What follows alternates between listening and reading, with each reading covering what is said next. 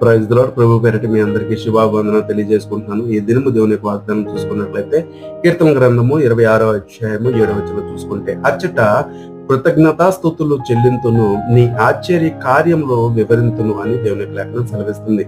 అచ్చట అంటే దేవుని యొక్క సంఘములో, దేవుని యొక్క సన్నిధిలో, సర్వ సమాజంలో దేవుడు మనకి చేసినటువంటి మేలుని బట్టి మనం ఏం చేస్తామంటే దేవునికి కృతజ్ఞతాస్తుతులు చెల్లిస్తాం.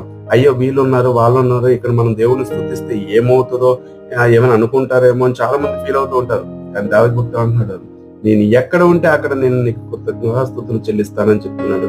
అలాగే ఆయన మన పట్ల చేసినటువంటి కార్యాలు, అద్భుత కార్యాలు, ఆశ్చర్య కార్యాలు ఏవైతే ఉన్నాయో అవి నేను చెప్పకుండా నేను ఉండలేను అని మరి యొక్క దేవుని లేఖనం సెలవిస్తుంది. అటువల్ల మన జీవితాలు ఎప్పుడైతే దేవుడు మనం మేలుడు ఎప్పుడైతే ఏవైతే పొందుకున్నామో అవి మనం చెప్పగలిగితే వాళ్ళ ద్వారా అనేక మంది బలపడడానికి, ధైర్యంగా నిలబడడానికి దేవుడు సహాయం చేస్తాడు. అటువల్ల నీ జీవితంలో